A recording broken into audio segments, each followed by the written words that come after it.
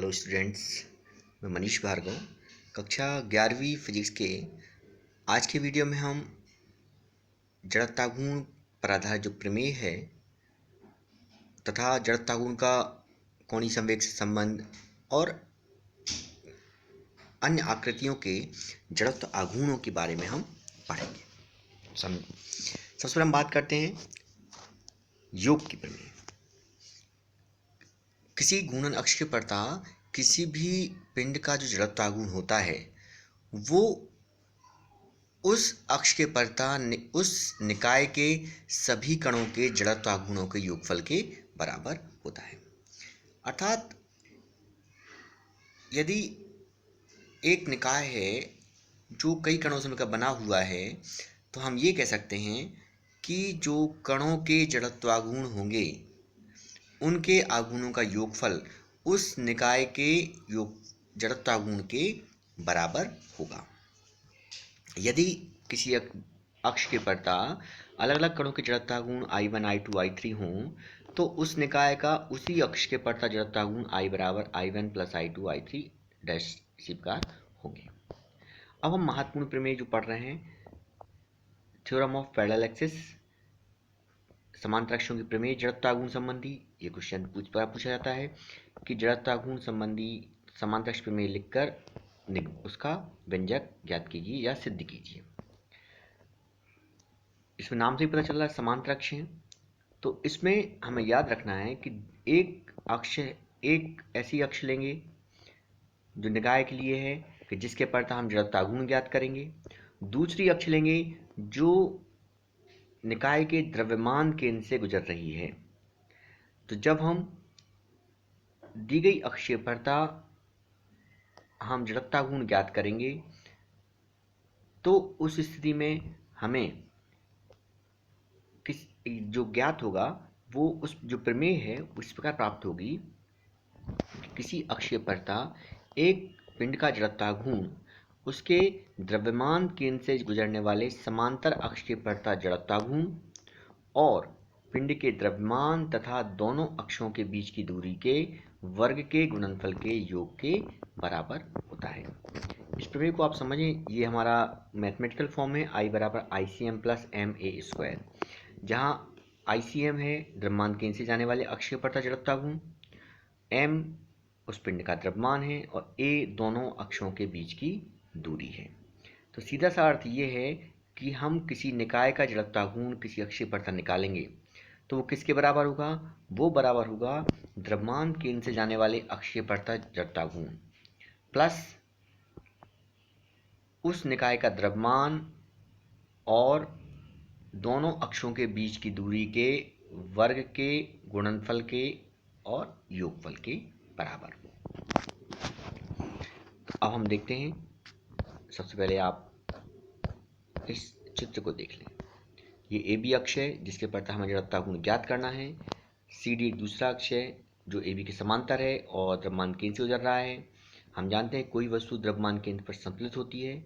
दोनों अक्षों के बीच की दूरी A है और द्रव्यमान केंद्र से जाने वाले अक्ष CD से x दूरी पर एक बिंदु P है जहां m द्रव्यमान का एक कण स्थित है।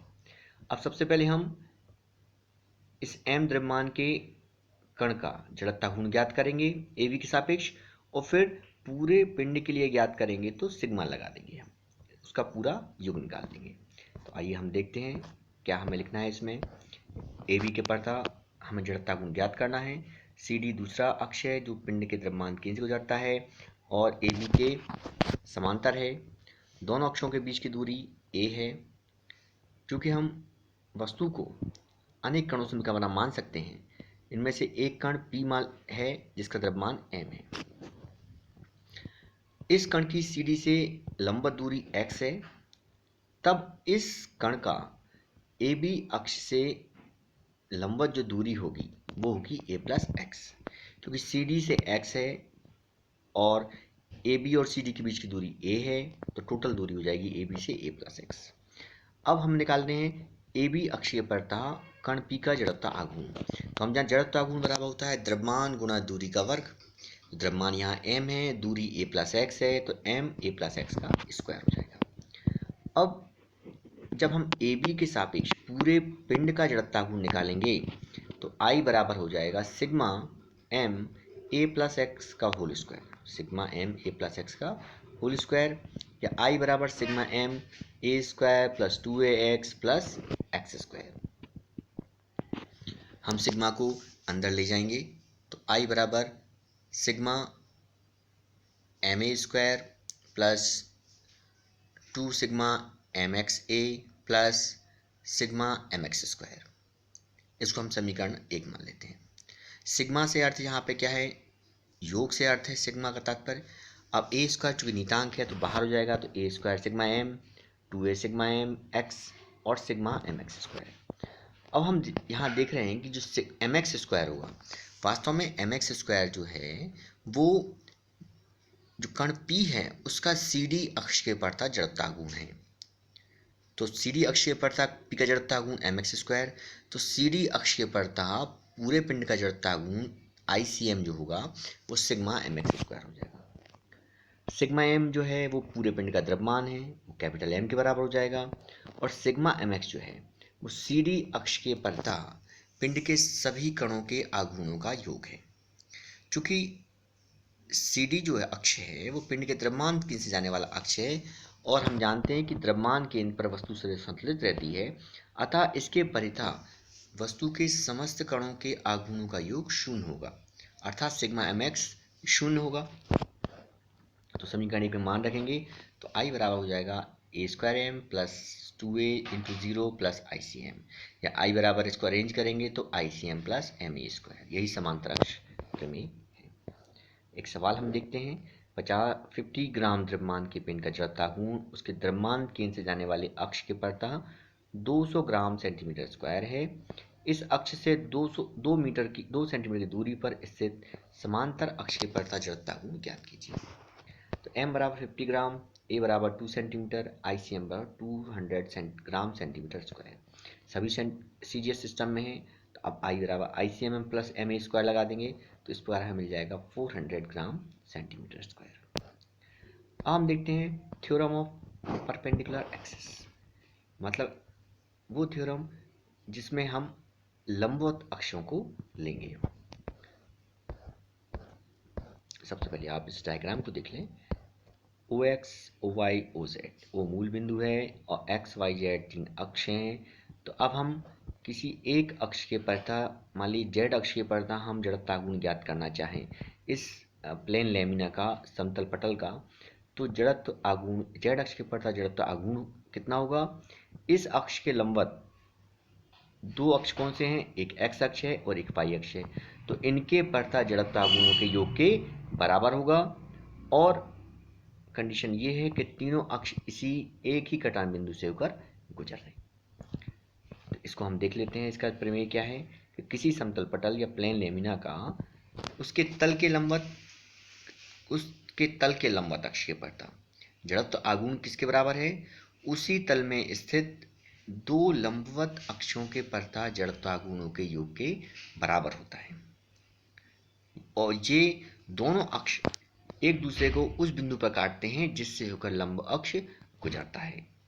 क्योंकि यहाँ X, Y, Z 3 अक्ष हैं, तीनों परस्पर लंबवत हैं, तो हम कह सकते हैं कि समतल पटल जो है उसके तल के लंबवत अक्ष, इसके तल के लंबवत अक्ष Z अक्ष है, उससे होकर जाने वाला जो उसका जो पड़ता जड़त्व आघूर्ण जो होगा वो उसी तल में स्थित दो लंबवत अक्षों के पड़ता जड़त्व आघूर्णों के योग के बराबर होता है, जबकि दोनों अक्ष भी उसी के कटान बिंदु से कट जाते हैं जिससे वो लंब अक्ष गुजरता है। हमने मान लिया x अक्ष के पड़ता जड़ता गुण Ix है, y अक्ष के पड़ता Iy है और z अक्ष के पड़ता जड़ता गुण ज्ञात करेंगे तो Iz बराबर Ix प्लस Iy हो जाएगा। यहाँ चित्र को देखें, बिंदु O से r दूरी पर एक बिंदु P है, यहाँ m द्रव्यमान कण स्थित है। P से हम एक लंब खींचते हैं x अक्ष पर, एक लंब खींचते हैं y अक्ष पर। PM x अक्ष पर लंब है, PN y अक्ष पर लंब है, तो P से M की दूरी या x अक्ष से P की दूरी y हो जाएगी और x और y अक्ष से P की दूरी x हो जाएगी। इस प्रकार ये एक आयताकार आकृति बन गई है। अब हम जब इसका प्रूफ करेंगे तो एक एक स्थिति में एक्स अक्ष के सापेक्ष पी का जड़ता गुण निकालेंगे, वाई अक्ष के सापेक्ष निकालेंगे और जेड अक्ष के सापेक्ष। तो चूंकि हमने मान लिया कि जो प्लेन लैमिना है एक असंख्य कणों से मिलकर बना हुआ है और उसमें एक कण पी है जिसका द्रव्यमान m है, इसकी एक्स वाई से दूरियां, एक्स वाई अक्ष से दूरियां क्रमशः वाई और एक्स हैं। यहाँ ध्यान देना है एक्स अक्ष से दूरी वाई है और वाई अक्ष से दूरी एक्स है। चूंकि z अक्ष एक्स वाई के लंबवत तल है तो इसकी पी से लंबवत दूरी r मान लेते हैं। अब P का x अक्ष की परता जड़ता गुण ज्ञात करें। तो P का x अक्ष की परता जड़ता गुण ज्ञात करेंगे तो m/2। तो संपूर्ण पटल का, प्लेन लैमिना का जो है x अक्ष की परता जड़ता गुण क्या हो जाएगा, इसमें हम सिग्मा लगा देंगे तो Ix बराबर सिग्मा m/2। कण P का y अक्ष की परता जड़ता गुण m/2, इसलिए संपूर्ण पटल का y अक्ष की परता जड़ता गुण Iy बराबर सिग्मा mx²। इसी प्रकार संपूर्ण पटल का z अक्ष की परता जड़ता गुण Iz बराबर हो जाएगा सिग्मा mr²। हम संपूर्ण त्रिभुज PMO ले लेते हैं। तो PMO में पाइथागोरस प्रमेय लगाया तो हमने OP² equal to PM² plus OM²। PM² plus OM जो है PN के बराबर है क्योंकि परस्पर समांतर है तो और बराबर लंबाई के हैं, तो OM के स्थान पर PN रख देंगे तो OP² equal to PM² plus PN²। तो R² equal to x² plus y²। दोनों पक्षों में हम m से मल्टीप्लाई करें तो mr², my², mx²। जब हम संपूर्ण पिंड के लिए तो प्रत्येक में सिग्मा लगा देंगे, sigma mr², sigma my², sigma mx²। और इस प्रकार हमने 1 2 3 4 1 2 3 और 5 को ले लेंगे तो मिल जाएगा Iz बराबर Ix प्लस Iy। यही लंबवक्ष प्रमेय है। ये दोनों प्रमेय महत्वपूर्ण है और परीक्षा में पूछी भी जाती है। अब हम देखते हैं बलागुण और जड़ता गुण के संबंध, relation between torque and movement of inertia. हम ये मान लेते हैं कि एक पिंड है जिसकी अक्षीय परता कोणीय वेग ओमेगा से जो घूम रहा है, उस पर जब हम बाह्य बल लगाएंगे तो उसमें कोणीय त्वरण अल्फा उत्पन्न हो जाता है। चूंकि हम किसी वस्तु को अनेक कणों से मिलकर वाला मानते हैं तो इस स्थिति में प्रत्येक कण का जो कोणीय त्वरण होगा वो अल्फा ही होगा, परंतु रेखीय अक्ष से दूरियां अलग अलग होने के कारण उनका रेखीय त्वरण जो होगा वो अलग अलग होगा। हम ये मान लेते हैं कि घूर्णन अक्ष से r दूरी पर स्थित एक कण का रेखीय त्वरण a है। तब न्यूटन के गति के द्वितीय नियम से इस पर जो बल काम करेगा F बराबर ma। अब a बराबर जो होता है वो होता है अल्फा इंटू आर। जो रेखीय त्वरण है कोणीय त्वरण और दूरी के गुणनफल के बराबर होता है तो a बराबर अल्फा आर, तो F बराबर मिल जाएगा हमें m अल्फा आर। इस प्रकार इस बल का दिए गए अक्ष के परता बलागुण जो होगा, बलागुण बराबर होता है बल गुणा बल की क्रिया रेखा की अक्ष से लंबवत दूरी। तो टाउ बराबर हो जाएगा F इंटू आर।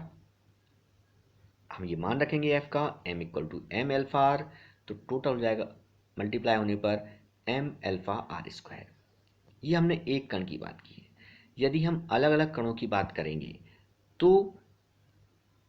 प्रत्येक कण के बलागुण का जो योग होगा पूरे पिंड के बलागुण के योग के बराबर होगा। तो हम संपूर्ण पिंड में कोणीय त्वरण अल्फा उत्पन्न करने के लिए जो बलागुण ज्ञात होगा टाउ बराबर m1 alpha r1², m2 alpha r2², m3 alpha r3²। चूंकि अल्फा सबके लिए समान है, अल्फा कॉमन लेंगे तो m1 r1², m2 r2² and so on. Tau equal to alpha और ये सब m1 r1², m2 r2² ये सिग्मा के बराबर है, तो tau equal to alpha sigma mr²। हम जानते हैं mr² जो है सिग्मा ये पूरे पिंड का जड़ता गुण है, इसे हम आई से प्लस करेंगे तो टाउ बराबर अल्फा आई हो जाएगा। तो इस प्रकार बलागुण जो है वो जड़ता गुण और कोणीय त्वरण के गुणनफल के बराबर होता है। यदि हम अल्फा बराबर 1 मान लें तो टाउ बराबर हो जाएगा आई। तो हम इस प्रकार कह सकते हैं कि किसी घूर्णन अक्ष के परता किसी भी पिंड का जड़ता गुण उस बलागुण के बराबर होता है जो उस पिंड में इकाई कोणीय त्वरण उत्पन्न कर दे। सदिश फॉर्म में इसको हम tau equal to I alpha vector लिखेंगे। टाउ पे भी वेक्टर रहेगा, अल्फा भी वेक्टर रहेगा, चूंकि बलागुण सदिश राशि है लेकिन आई अदिश राशि है। अब हम कोणीय संवेग जड़ता गुण संबंध ज्ञात करते हैं। इसी प्रकार हम मान लेंगे कि कोई वस्तु है, अक्ष की परता ओमेगा कोणीय वेग से घूर्णन गति कर रही है। अब यदि कोणीय वेग समान होंगे, घूर्णन अक्ष दूरियां भिन्न होने के कारण रेखीय वेग अलग अलग होंगे। घूर्णन अक्ष दूरियां r1 r2 r3 मान लें और इनके द्रव्यमान m1 m2 m3 मान लेते हैं तथा इन कणों के रेखीय वेग जो हैं वो v1 v2 और v3 मान लें। तो m1 द्रव्यमान के कण का रेखीय संवेग होता है द्रव्यमान गुणा वेग, तो m1 द्रव्यमान के कण का रेखीय संवेग बराबर होता है m1 v1। लेकिन v इक्वल टू होता है r ओमेगा, तो यहाँ हो जाएगा m1 r1 ओमेगा। क्योंकि सभी के लिए कोणीय वेग ओमेगा समान है, तो हमें पहले m1 द्रव्यमान के कण के लिए रेखीय संवेग मिलेगा m1 r1 ओमेगा। आपको ध्यान हो कि कोणीय संवेग होता है वो क्या होता है, रेखीय संवेग का आघूर्ण, अर्थात p इंटू r या r क्रॉस p, इसलिए हम यहाँ पर रेखीय संवेग ज्ञात कर रहे हैं। तो इस प्रकार m1 द्रव्यमान के कण का घूर्णन अक्ष के पड़ता कोणीय संवेग, तो कोणीय संवेग रेखीय संवेग कितना है m1 r1 ओमेगा इंटू दूरी कितनी है r1, तो r1 से मल्टीप्लाई करेंगे तो m1 r1 स्क्वायर ओमेगा। इसी प्रकार जब हम m2 m3 और अन्य कणों के सापेक्ष कोणीय संवेग ज्ञात करेंगे तो वो m2 r2 square omega m3 r3 square omega इस प्रकार प्राप्त होगा। हम संपूर्ण पिंड का घूर्णन अक्ष के पड़ता कोणीय संवेग ज्ञात करेंगे तो सबको प्लस कर देंगे अलग अलग प्रत्येक कण के, तो L बराबर m1 r1 square omega m2 r2 square omega and so on. Omega common हो जाएगा तो हमें मिल जाएगा सिग्मा mr स्क्वायर, जो कि m1 r1 square m2 r2 square m3 r3 square and so on, ये पूरा संपूर्ण पिंड का जड़ता गुण है। तो इस प्रकार हमें मिल जाएगा L बराबर I ओमेगा। इस प्रकार किसी अक्ष के पड़ता किसी पिंड का कोणीय संवेग जो है उस अक्ष के पड़ता उसके जड़त्वा गुण तथा कोणीय वेग के गुणनफल के बराबर होता है, L बराबर I ओमेगा। हम देखते हैं law of conservation of angular momentum. इस नियम के अनुसार यदि किसी घूमते हुए पिंड या निकाय पर कोई बाह्य बलाघूर्ण न लगाया जाए तो उसका कुल कोणीय संवेग नियत रहता है। हम जानते हैं कि L बराबर एक नियतांक, कब, जबकि कोई बाह्य बलाघूर्ण न लगाया जा रहा हो। हम जानते हैं कि L बराबर I ओमेगा होता है, इसलिए I ओमेगा बराबर 0 हो जाएगा। तो रेखीय संवेग संरक्षण की बात हम कोणीय संवेग संरक्षण का भी हम ये सिद्ध कर सकते हैं। I ओमेगा बराबर 0 से अर्थ है कि I इंटू ओमेगा का मान निश्चित है। हम जानते हैं कि कोणीय संवेग में परिवर्तन की दर लगाए गए बाह्य बलाघूर्ण के बराबर होती है, अर्थात टाउ बराबर d l vector upon d t, यानी एल का हम टी के सापेक्ष अपहरण कर देंगे, tau vector equal to d upon d t l vector. आदर्श रूप में tau equal to d l upon d t लिख सकते हैं उसको। यदि बाह्य बलाघूर्ण शून्य हो, टाउ बराबर 0 हो, तो d l upon d t equal to 0 या एल इज इक्वल टू नियतांक, क्योंकि d l upon d t equal to 0 मिल रहा है, इसका अर्थ ये है कि L एक नियतांक होगा, क्योंकि हम जानते हैं नियतांक का अवकलन शून्य होता है, परंतु L equal to I omega, इसलिए आई ओमेगा बराबर एक नियतांक। इससे तात्पर्य यह है कि निकाय के जड़त्व आघूर्ण के घटने से उसका कोणीय वेग बढ़ता है यदि बाह्य बलाघूर्ण शून्य हो। ये कोणीय संवेग के उदाहरण उपयोग जो होते हैं उसमें उपयोग करते हैं कि यदि हम I का मान घटा दें तो कोणीय वेग बढ़ जाता है और I का मान बढ़ा दें तो कोणीय वेग घट जाता है। अर्थात कोई वस्तु जो घूर्णन अक्ष पर घूम रही है, यदि जड़त्वाघूर्ण अधिक है तो कोणीय वेग कम होगा और जड़त्वाघूर्ण कम है तो कोणीय वेग अधिक हो जाता है। हम कुछ एग्जाम्पल देख लेते हैं कोणीय संवेग संरक्षण के। यदि कोई व्यक्ति अपने हाथ फैलाकर घूम रहा हो और अचानक वो हाथ नीचे कर ले तो उसके घूमने की गति बढ़ जाती है, क्योंकि ऐसा करने से जड़त्वाघूर्ण कम हो जाएगा और जड़त्वाघूर्ण कम होने से, क्योंकि यहाँ बाह्य बलाघूर्ण अनुपस्थित है, तो जड़त्वाघूर्ण कम होने से कोणीय संवेग नियत रहने के कारण ओमेगा का मान बढ़ जाएगा। यदि एक व्यक्ति घूमते हुए मेज पर दोनों हाथों में भारी डंबल लिए हुए अपने बाहों को फैलाकर खड़ा है, आप इस बार देखें कि दोनों हाथों में डंबल लिए हुए हैं, एक घूमती हुई मेज पर खड़ा हुआ है। अब यदि वो अपने हाथों को दूसरे चित्र में देख रहे हैं पास में कर लिया, उसने पैरों को पास में जोड़ लिया, तो ऐसा करने से जो मेज है पहले की तुलना में तेजी से घूमने लगती है, क्योंकि ऐसा करने पर जड़त्वाघूर्ण कम होगा और कोणीय वेग बढ़ जाएगा। यदि पुनः वो हाथों को फैला दे तो क्या होगा, घूमने की गति अपने आप कम हो जाएगी। यदि हम रस्सी के सिरे पर पत्थर बांधकर घुमाएं तो यदि हम थोड़ा स्पीड कम कर देते हैं तो हाथ पे अचानक डोरी जो है तेजी से लिपट जाती है, और जैसे जैसे पास में आती है वो उस पत्थर की स्पीड बहुत बढ़ती जाती है।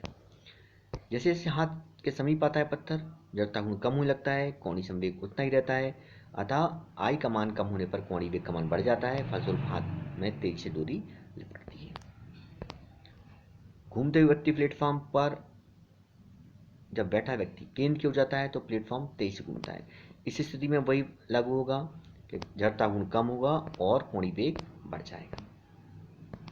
एक अन्य उदाहरण भी है, बर्फ पर स्केटिंग करने वाला अपनी बाहों को फैलाकर या मोड़कर स्केटिंग गति को बदलते रहते हैं। ऊपर से जल से कूदते हुए तैराक जो है सीधे कूदने की बजाय अपने शरीर को थोड़ा सा मोड़ लेते हैं, क्योंकि ऐसा करने पर जड़ता गुण कम होता है, कोणीय वेग बढ़ जाता है और उसको डाइव लेने में आसानी होती है।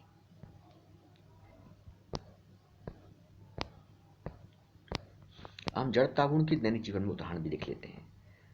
कोई भी इंजन होता है, प्रत्येक इंजन के साथ एक शैफ्ट के साथ में एक बड़ा व भारी पहिया लगा होता है। इसका जो अधिकांश मास होता है, द्रव्यमान होता है, वो उसकी परिधि पर होता है। ऐसा करने से उसका जड़ता गुण अधिक होता है। इस पहिए को हम फ्लाई व्हील कहते हैं। इंजन के शैफ्ट को घुमाने वाला बलागुण घटता बढ़ता रहता है, अतः शैफ्ट का घूर्णन एक समान नहीं हो सकता है, किंतु अधिक जड़ता गुण वाले फ्लाई व्हील लगे होने के कारण शैफ्ट लगभग एक समान चाल से घूमते रहता है। इसके अतिरिक्त जो अत्यधिक जड़ता गुण होने के कारण पहिए में जो एक्स्ट्रा गतिज ऊर्जा होती है, हाफ आई ओमेगा स्क्वायर, वो भी उसमें एक्यूमुलेट होती है, संचित हो जाती है। अतः शैफ्ट को घुमाने वाले स्रोत से ऊर्जा ना मिलने पर भी पहिया कुछ देर तक शैफ्ट को घुमाता रहता है। बैलगाड़ी, रिक्शा, तांगा, स्कूटर जितने वाहन होते हैं, सभी का अधिकांश द्रव्यमान उसके रिम पर होता है, और रिम को हम स्पोक्स के द्वारा कस देते हैं, क्योंकि ऐसा करने से जड़ता गुण बढ़ जाता है। और यदि हम साइकिलों को चलाते चलाते पैडल मारना बंद कर देते हैं तब भी पहिया कुछ देर तक घूमता रहता है। उसका कारण भी यही है कि जड़ता गुण उसके सिरों पर होता है, और जड़ता गुण सिरों पर अधिक होने से हम देखते हैं कि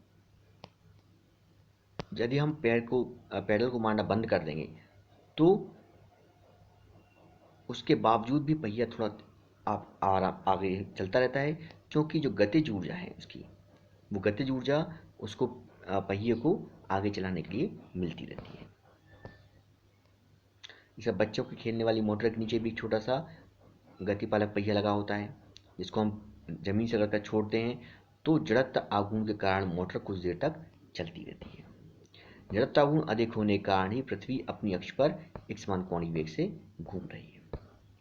अब कुछ नियमित आकार के वस्तुओं के जड़त्व गुण के व्यंजक देखें।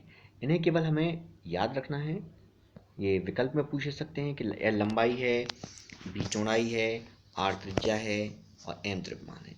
यदि पतली छड़ है तो पतली छड़ का व्यंजक होगा 1/12 ml²। ये छड़ के मध्य बिंदु से जाने वाली अक्ष है। यदि छड़ के एक सिरे की लंबाई की लंबवत ले लें तो 1/3 ml² हो जाएगा।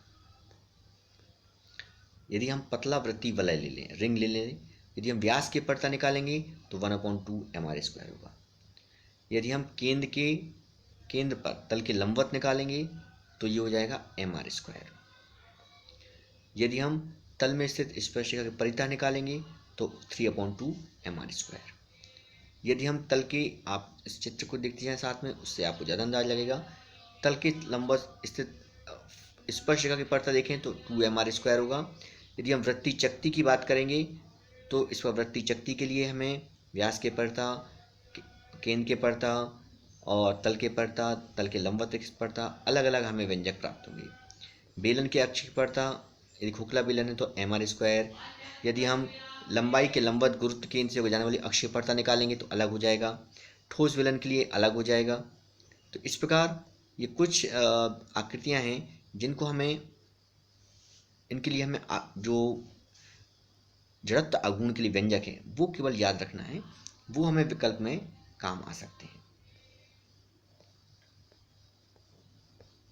अब हम एक दो सवाल और देख लेते हैं इसके। कि 0.5 किलोग्राम तथा 1 किलोग्राम के दो पिंड हैं, XY तल में क्रमशः -1, 2 तथा 3, 4 पर स्थित हैं। निकाय के द्रव्यमान केंद्र की स्थिति ज्ञात करना है। तो M1 बराबर दिया है, M2 बराबर दिया है, X1 -1 है, Y1 2 है, X2 3 है, Y2 4 है। द्रव्यमान केंद्र की स्थिति ज्ञात करने के लिए XCM के लिए हमने फॉर्मूला पढ़ा था M1x1 plus M2x2 upon M1 plus M2। इसको हम सॉल्व करेंगे तो 5/3 मिल जाएगा। जब YCM निकालेंगे तो M1y1 plus M2y2 upon M1 plus M2। इसको हम सॉल्व करेंगे 10/3। तो द्रव्यमान केंद्र की स्थिति निर्देशांक 5/3 और 10/3 हो जाएंगे। यदि हमें एक बिंदु दिया हुआ है, इस पर रखे एक कण पर हमें बल F 7I 3J-5 के काम कर रहा है, तो बल आघूर्ण गणना करना है। ये हम पहले भी एक बार क्वेश्चन कर चुके हैं।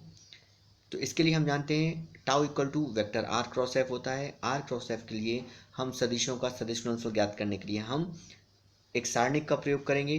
तो सारणिक का प्रयोग करके हम जब I J K को विस्तारित करेंगे, तो I के साथ जब लेंगे तो J और K के नीचे वाली संख्याएं आएंगी, J को विस्तारित करेंगे तो I और K के नीचे वाली संख्याएं आएंगी, और K को विस्तारित करेंगे तो I और J के बीच की संख्या आएंगी। फिर इसका हम क्रॉस मल्टीप्लिकेशन निकालते हैं और गुणा करने के पश्चात बीच में माइनस साइन लगाते जाएंगे दूसरे पद में। तो इस हमें हल करने पर 2I plus 12J plus 10K Newton metre प्राप्त हो जाता है। एक और स्पेशल क्वेश्चन है कि पृथ्वी का व्यास यदि हम सिकुड़कर अचानक आधा रह जाए तो दिन की अवधि कितनी होगी, जबकि समान द्रव्यमान रहे। हम द्रव्यमान M मान लें, त्रिज्या कैपिटल R मान लें।